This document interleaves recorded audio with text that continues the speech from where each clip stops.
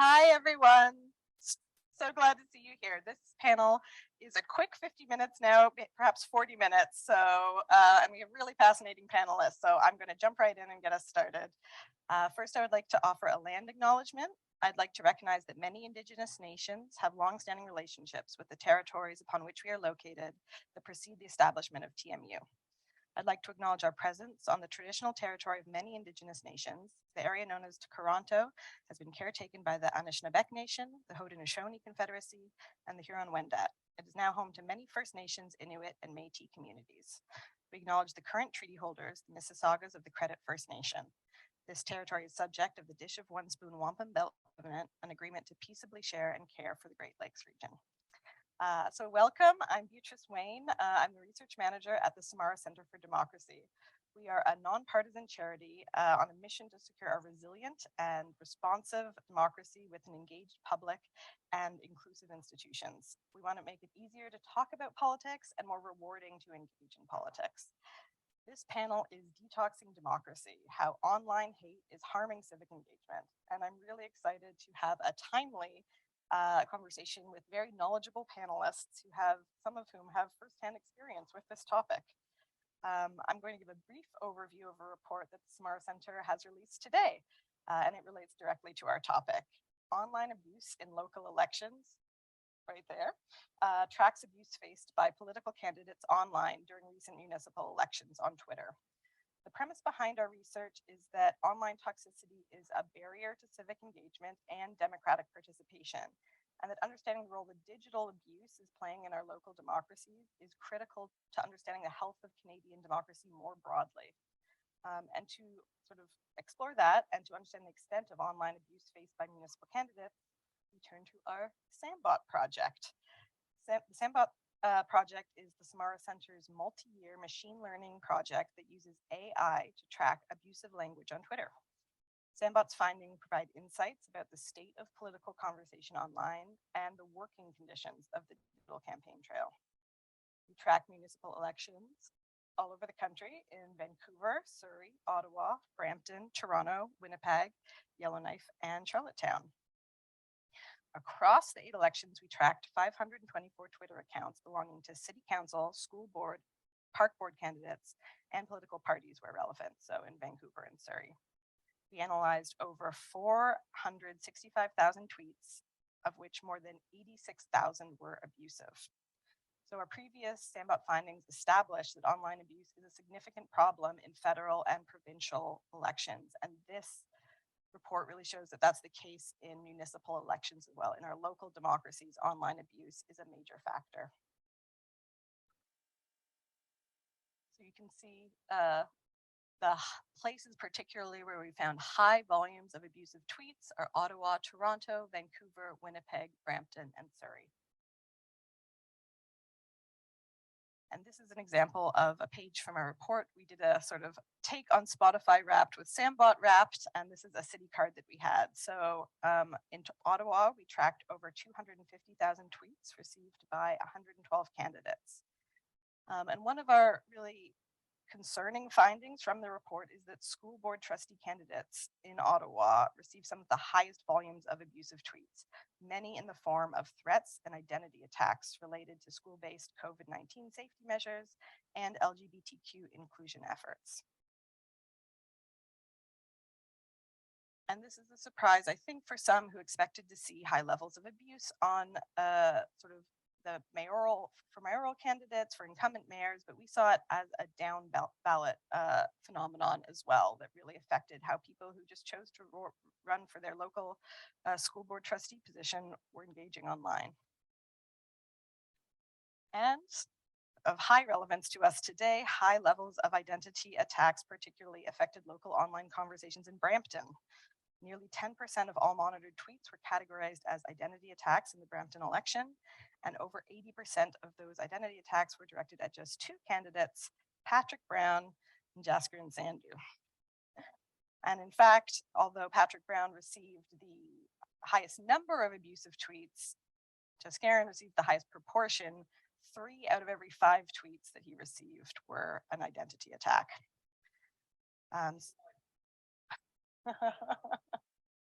A couple of other findings, we found that incumbent mayors received very high levels of abusive tweets.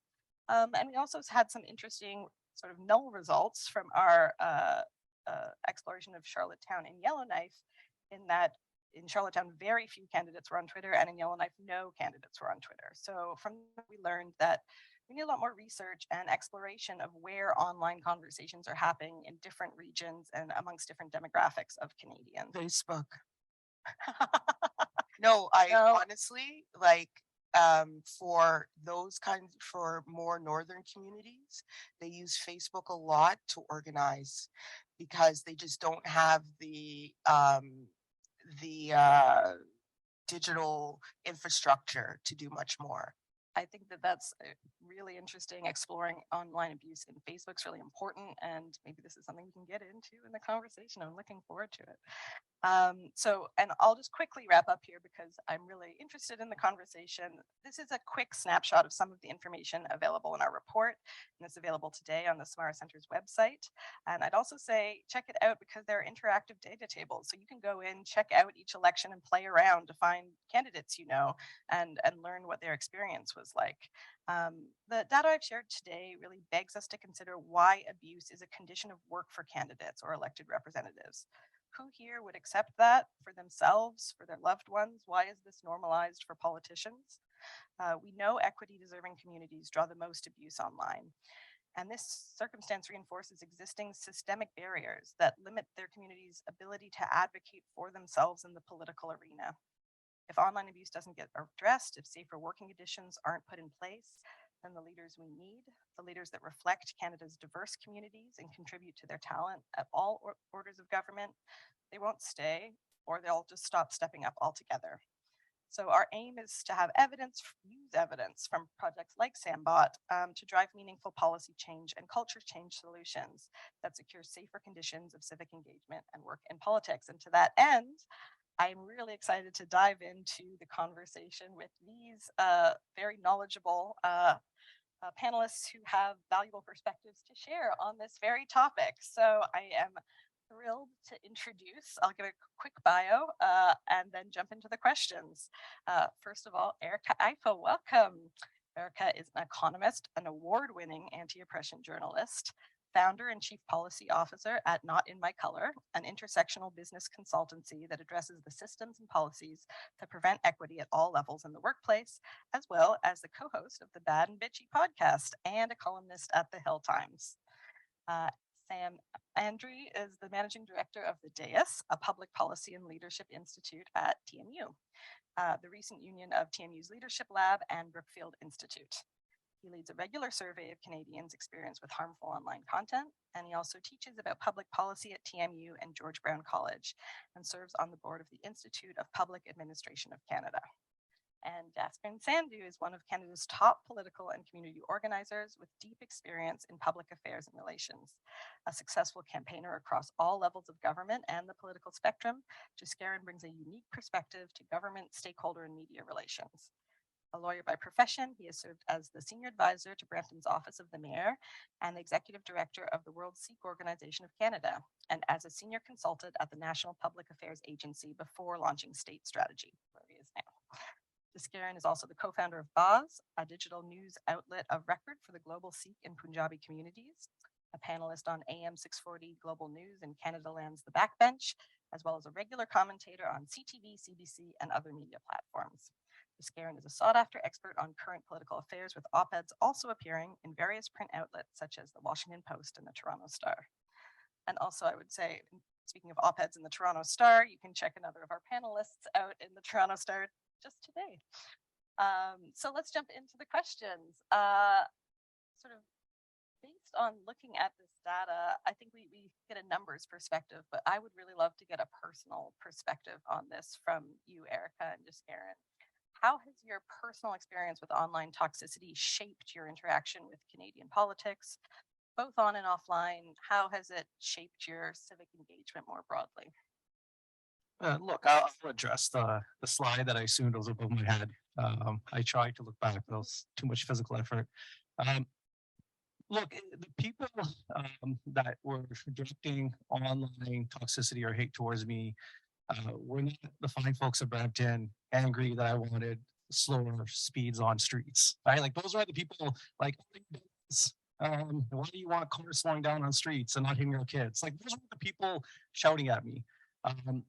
Nor was it, people that, didn't like, policy work or something that I did while I've advocated on behalf of the city of Brampton.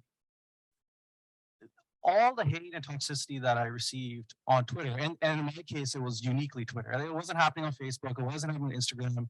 Even though when you look at my digital ad spend when I campaigned, it was all directed to Instagram and Facebook. I barely did anything on Twitter. The folks that were hating me on Twitter are speaking using very toxic language against me were quite frankly ironically other bots that the SAM bot identified. It's like I can only strike iron, bots can only find bots. And in my case, and this will kind of maybe sound a little outlandish, especially for someone coming from a municipal politics space, but it really was an element of foreign interference. And so the folks that were targeting me were accounts coming from India. And so for the folks that know me well, they know I'm very outspoken on issues impacting the Sikh community, and I'm very outspoken around grievances with the Indian state. I'm very outspoken about our community's experience here in Canada, which is now almost 1 million strong. And by percentage, actually, there's more Sikhs as a matter of percentage in Canada than there's in India. We're over 2% of Canada's population, but we're just under 2% in India. So this is a very critical place for my community. And I attract the ire of the Indian government. So and I'm saying all this again to kind of add context to those numbers. In my experience, and this is true about a lot of folks that speak fearlessly from diaspora communities. You hear similar experiences from friends in the Iranian community. You hear similar experiences from friends in the Chinese community. It's not just unique to mine. But as a diaspora community, a lot of the hate that we do face when we are active in the political space is because of our advocacy on what many people would assume as international affairs type issues, or issues concerning the foreign affairs of Canada, or issues concerning about community and human rights issues and what have you. And so that was the entirety almost of the toxicity that was leveled against me on Twitter. I knew that before the campaign started that this was going to be a reality. My campaign team had access to my Twitter, my Instagram, my Facebook. I didn't give them access to my Twitter. I don't need them reading death threats and DMs. And so I don't need them seeing that kind of stuff. And so for me, I was very cognizant of it. I'm not surprised. I'm kind of proud, to be honest. A lot of street cred with numbers like that. But it's, we're not going to shy away from it, but it is part of the experience of folks in diaspora communities. It really is. And Erica, I think you had a different sort of experience than that. I think I'm not to put word into your mouth, but did you feel like the toxicity was homegrown to an extent that you faced? Well, I've been thinking about this topic so actually I'm coming up to a year ago. So yes. So about a year ago, me and Saba Itazaz and another Black journalist were sent emails on Canada Day. We all got the same email. We kind of all didn't really think about it in the same way because it's kind of like, oh, like I'm used to getting hate, right? It's not new for me. And it's basically because I write about Black people and I write about equity and I write about in a way that is to center marginalized communities. So that is going to bring about a lot of toxicity. But toxicity is what I experienced before this was a campaign.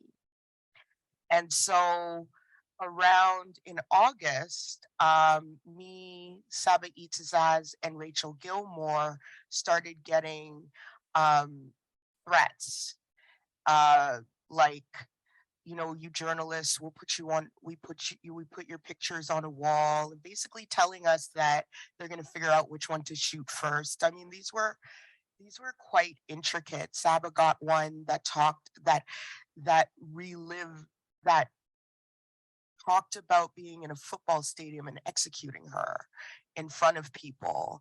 They talked about date raping us. They talked about killing us. They talked about, and then you have all of the other, what I like to call usual suspects of in terms of text. So the N word, the B word. There's some other stuff that was quite creative. Um, and this came from a far right group. So before we talk about online toxicity, we need to talk about what type we're talking about. So yours is foreign interference, mine is from the far right, which was convoy-esque. It's the remnants of the convoy. And I live in Ottawa. So I did a lot of work around the convoy, and that's what made me a target. And so what I think that when I go on panels and talk about online hate, that they're not all the same. So sometimes the attacks, like we're talking about with foreign interference, diaspora communities become very vulnerable to that. Attacks on, like, my friends who are Hong Kong activists have talked about it for years. And so what we need to understand is there are structural issues here at play. The people who are more likely to be viciously attacked are marginalized people. Now, I know that, and it's racialized and it's gendered. And we're talking about it in a way that is equality and not equity. We're all getting threats. It's not the same though. Somebody saying to say Trudeau about COVID vaccines is different from a rape threat and fantasizing about ways they're going to assassinate you, right? And so I think that we need to be mindful of those structural delineations and the people who are being targeted, because it's not only it's anybody in public.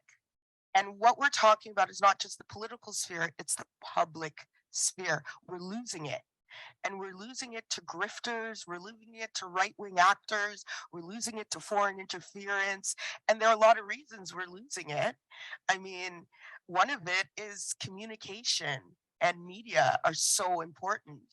And what I find is that we've dropped the ball when it comes to digital education, talking about digital issues. Had we made a big deal about Gamergate, for example, back in 2014, where a lot of these techniques and tactics were perfected, we would have a very different conversation right now. But it was women in tech and nobody cared. That leads into a really interesting conversation, which is you bring up, how are our institutions responding to online hate? How are they addressing it? Are they spurring it? And I think we could all of our panelists could talk from their respective sort of institutions they were affiliated with: media, legal institution, public service, academia. How do you sort of feel that we are addressing this from different Canadian institutions, if we are? Hello. Yeah, I think so. I think we have to declare why it's getting much worse, and it's the online platforms at its core, right? What has changed fundamentally? It's the ability for us all to connect. It's a powerful tool, of course, for civic engagement and organizing, and it comes with positives and negatives. But I think the reason people in India can reach you is because of them. It's also made it, things have always filtered up from the US. The toxicity in the US has a way of crossing the border to Canada, because we just have this shared media ecosystem, and that's just gotten easier with online platforms. So I think that at its core, if we can work to address those, I think a lot of it gets better. But you asked the question, are institutions responding? And I think we have to be honest that no, right? I think media their business model has broken as a result, and so they shift to more clickbait and try to keep that engagement up, which is making it worse.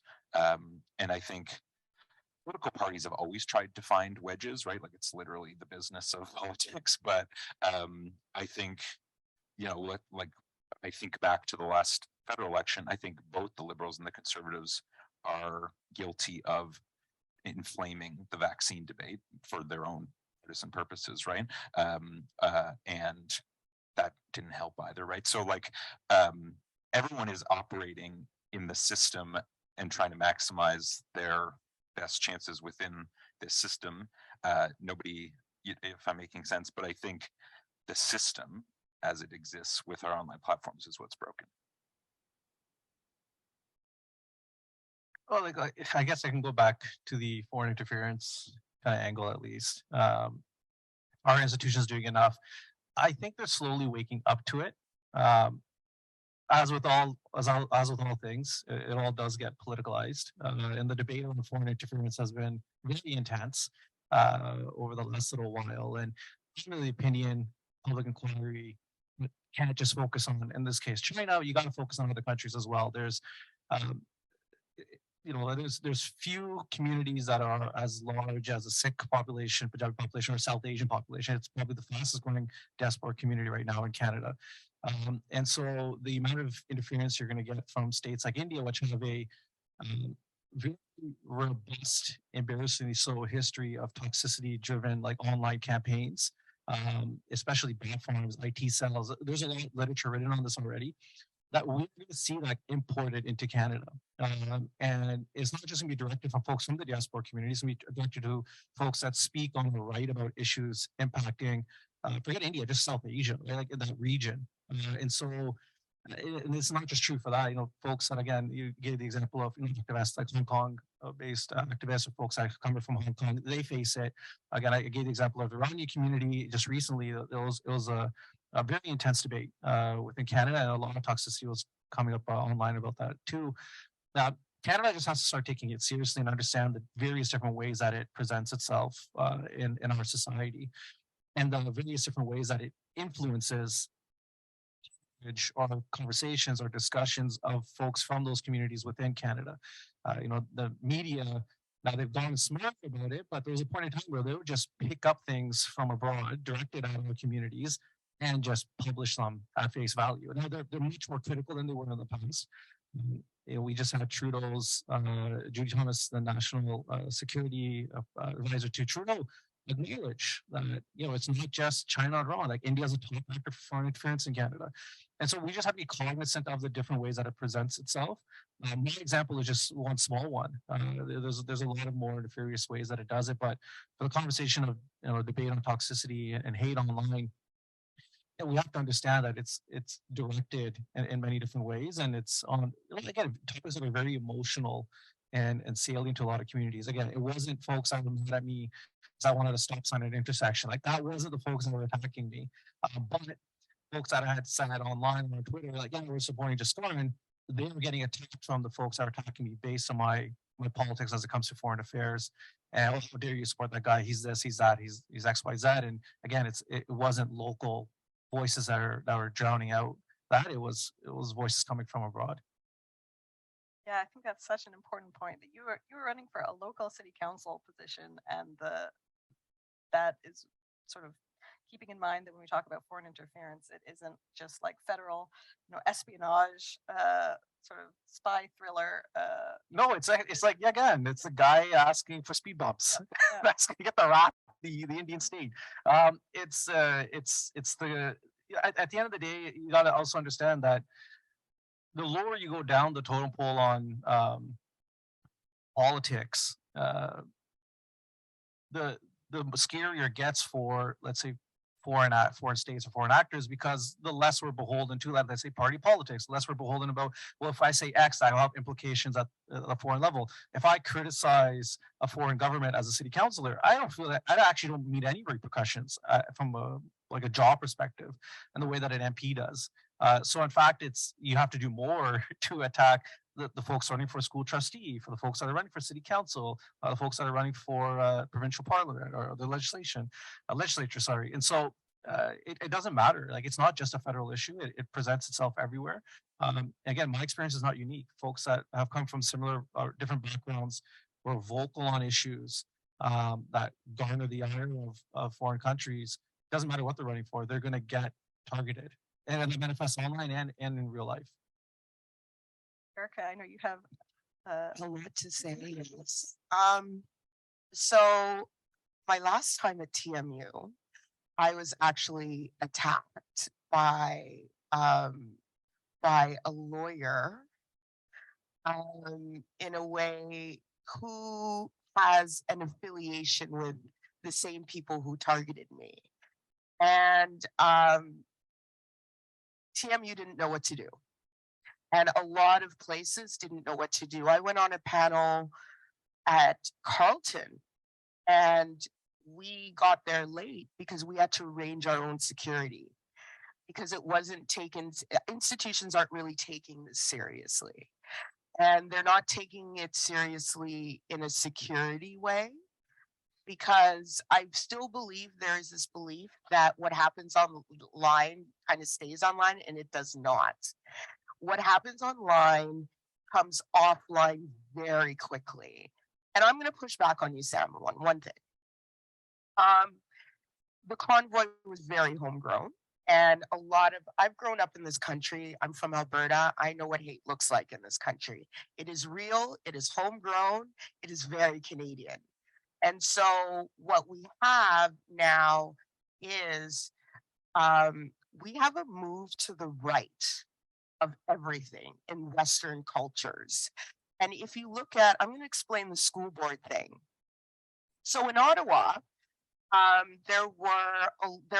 we had our first non-binary person running for municipal office. Catherine McKenney had been a counselor for years and years and years, Somerset Ward, known throughout the city of Ottawa. Parallel to that, what you had were the school board trustee races.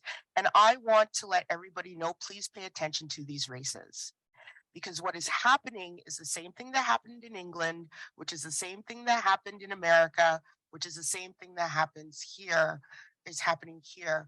A lot of what I see is a marriage of the religious right and the far right.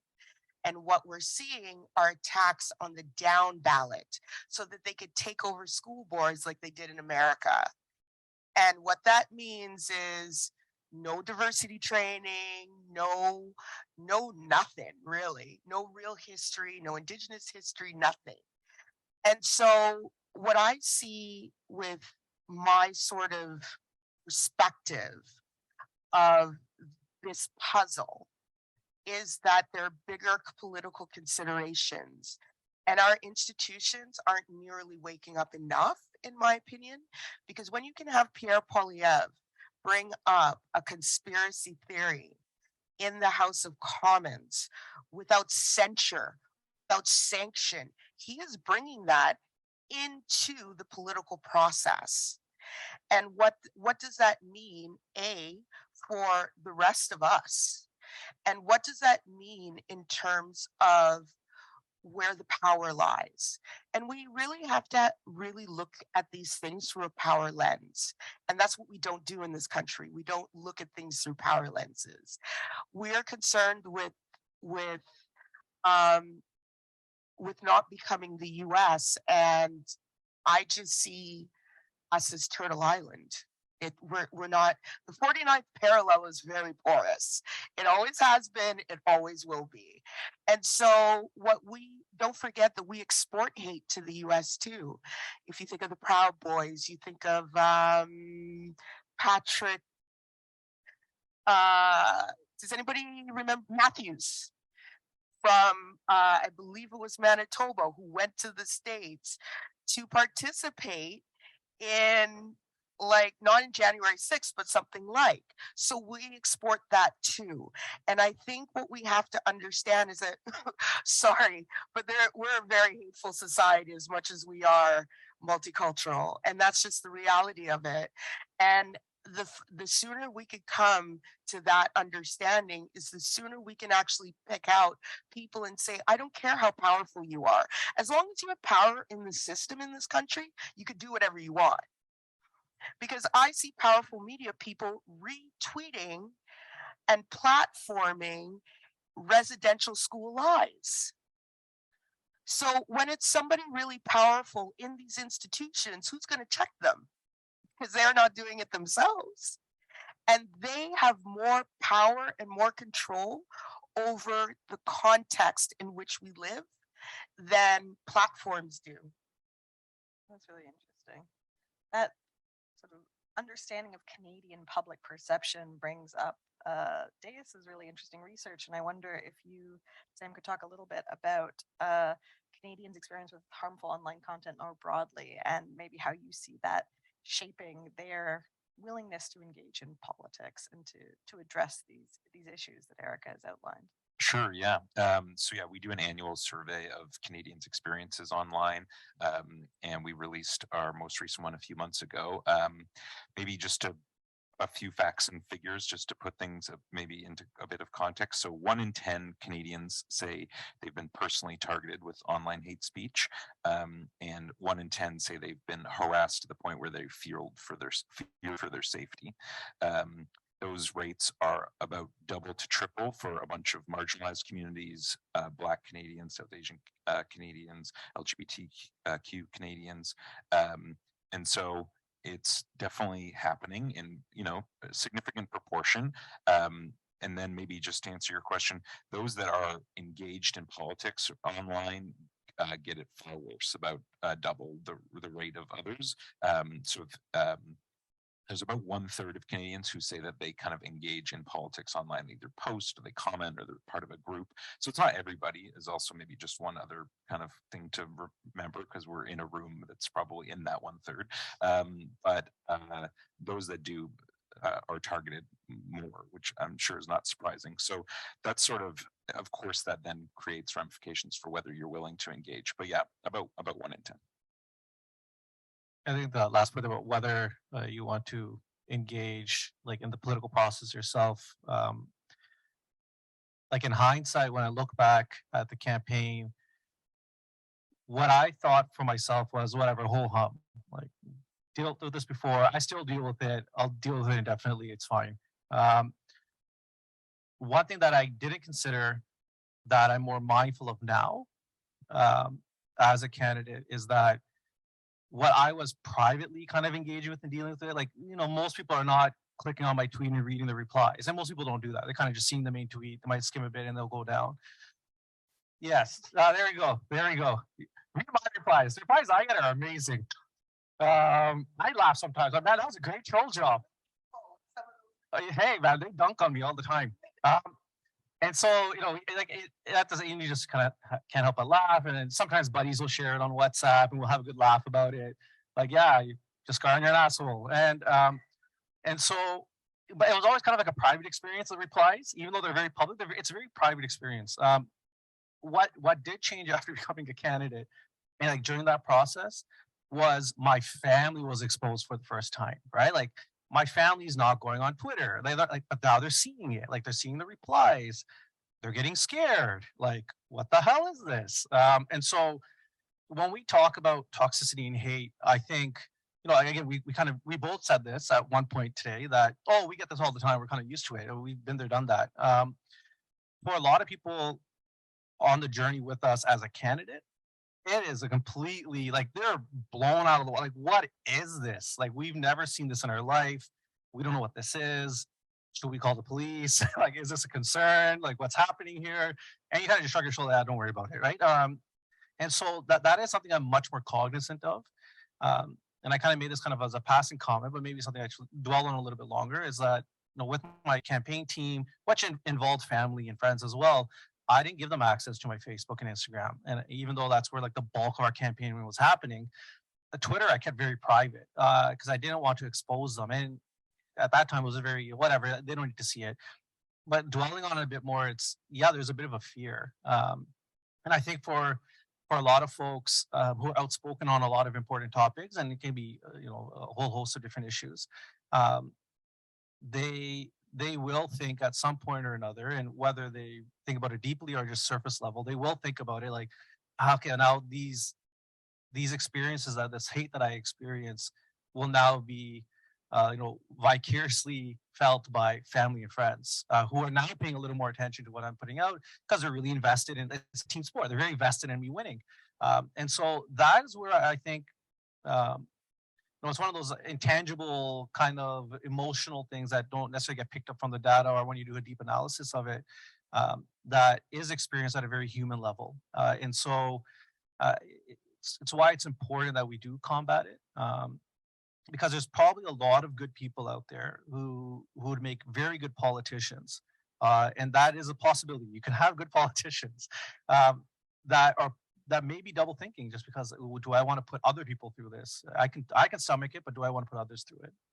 And that's the sort of downstream effect that's hard to quantify, but we have to think and talk about. It is not just family and friends, but any sort of Sikh Canadian who is following you because interested in you and then just sees these are allies and thinks, well, this isn't. Oh, people came out to support us and then they started getting attacked. Yeah, like random people. Like, sorry for being crass, but like this old white lady like supported me on Twitter, and then she DM'd me. I have to delete the tweet, Jess Karin. I'm still supporting you, but I just couldn't handle the hate I was getting. I don't get it. And so, like that was a really real experience, and I'm like, oh, poor lady, you should not have tweeted in support of me. Facebook, Instagram was fine. So it's crazy because like people they pick it up, right, and they have nothing to do. They have no idea what's going on. They just like the fact that my kids were cute, and like that was enough to garner votes because you can trust a man with cute kids. So it's like it is bizarre kind of how it manifests itself, but like that is a very real cost of I think what your data captures here. Yeah, that human, we can't forget the humans in the number. That kind of sounds a little cliche, but that really is how it's lived. Well, give me the 5-minute warning. Well, don't invite me next time. No, I'm just joking. So that's no, that is like a very real human impact of it all. Yeah, and the sort of we want people to engage in local democracy. We want social media platforms to be a tool for that. But that's exactly what you wanted to talk about. Speed bumps is not going to happen because of the amount of hate that's flooding in. And if somebody came in because they wanted to learn more about the speed bump issue in Brampton, they're not going to be able to do that. And that's No, like and even if they want to have that conversation, they're not allowed to because they're getting drowned out.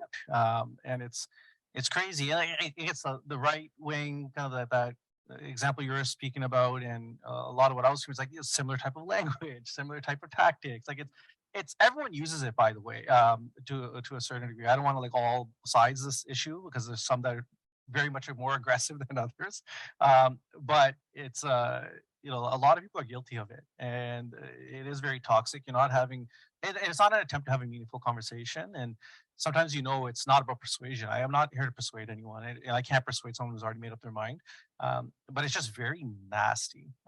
And the one thing that you're equipped with, especially on Twitter more so than let's say Instagram or Facebook, the one thing you're really equipped with there is the power of being anonymous.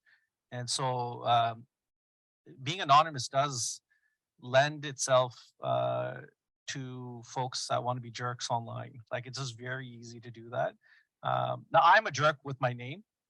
So if people know where they can find me afterwards, but for most people, like it's very anonymous, and it I'm gonna really gives follow them a you lot now. of ownership. I quieted it down quite a bit. My wife pulled me aside. But it's the reality is being anonymous also like lends itself to the toxicity big time.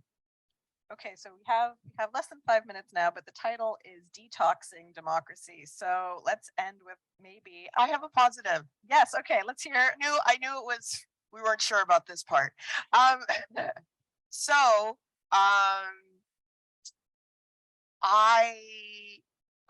this is what I've realized. So with the TMU example, this person then took a video of the exchange and plastered it all on all like platforms, every friggin' platform. So when I tell you, so I got like 2 different types of hate and they all kind of came together. And the first wave, you just want to die. So I was on a train coming back to Toronto just sobbing because it was just like, because it was a digital lynching, basically. Um, and, uh, but, and then people call you with stupid questions. Like, why did they do that? I don't know. It's like people asking you why you're sick. I don't know, I'm just sick, right? Anyway, all this to say, the second wave, when people wake up to what's happening, I have a much tighter community now because of all of this. And people who I didn't even know supported me, it's the second wave of that support that comes in that you're like, oh my gosh, thank you. And so it's very important for us to rebuild. And I think this is the answer for a lot of things, rebuild communities. And we need to be each forming our own sort of nexus of community. And with all of you can have a conversation about food security, and I will tell you that that is the answer. I think what we've lost and what is one of the greatest factors is isolation and a lack of community. And the pandemic was horrible for that. But we're not in the aftermath kind of bringing everybody, like not everybody, obviously, but we're not bringing people in. And I'm not saying that you bring people who are hazardous to your mental health in. I don't believe in changing hearts and minds in that way, but I really do think that that is the answer for a lot of our ailments. I like all of that. I would say we do not have to accept the status quo of how our platforms are structured. The government of Canada is considering legislation to tackle online safety and online hate. And I think we need to move that forward and support that. Of course, regulating speech online is tricky stuff and has to have the right safeguards. But I think Canadians are ready, I think, for action on this. You know, it's interesting you mentioned like it wasn't as bad on Facebook and Instagram, like it can be better, right? And it all comes down to kind of platform features around bots, around reporting features, and you know we can impose those things on these platforms through regulation. Transparency is also huge. I think if we can force the platforms to tell us what's going on, they will feel guilted into acting better. I think there's a lot of things that can be done, you know, and this isn't a crazy idea. The EU, Australia, UK are all advancing similar types of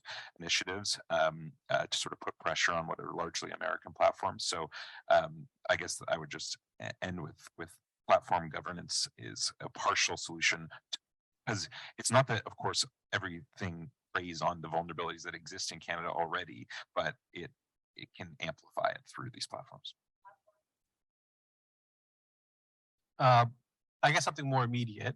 That policy stuff, like the medium long term, is very important. The more immediate, look, nothing's more effective than blocking reporting. It's just like just use the power of blocking reporting. It's amazing. The online hate again against me in particular took a nosedive after my account got banned in India. But then I was unbanned, so now it's back up again. So again, my example is a little different. I don't know if the contextually that's going to apply to everyone, but hey, at least you guys now know. Blocking and reporting is a powerful tool, and just understanding that you're not like sometimes there's no point in feeding the trolls. Like, there's literally no point. Just block, report, move on. Block, report, move on, and then put a larger onus on the social media companies, which now control the public forum. Like we privatize the public forum. That's what we've done. The Agora doesn't exist anymore, right? It's privatized, and so there is a bit of an onus now on the Twitters of the world and Meta and all these guys that you know take the reporting seriously. Look, I believe in free speech. I believe in allowing people the space to kind of advocate their beliefs, even if you don't necessarily believe in them. No, because again, I come from a community that has been heavily censored back where it comes from, and so I'm very wary of you know uh, conversations that are very heavy on like censorship. But where you do have blockings and reportings and you see hate and just like this empty kind of just nastiness, there is a duty, I think, for the likes of Twitter and Meta to really control that. And a lot of this hate is driven by bot accounts, accounts known as sock puppet accounts, where they're not necessarily bots, but they're used by multiple different human beings.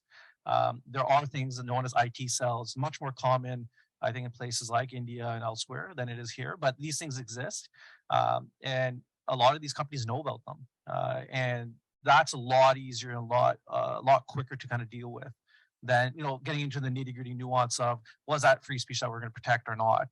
There's a lot of simple things that can happen right away.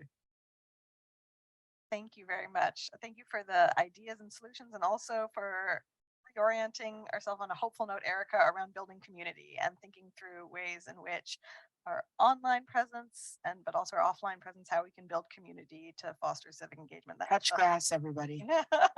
There's not in Toronto. There's no grass for your touch. Thank you very much.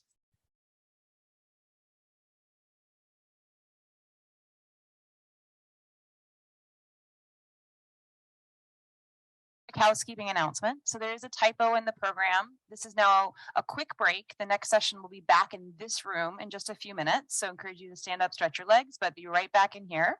And then lunch will follow this session. Thanks so much.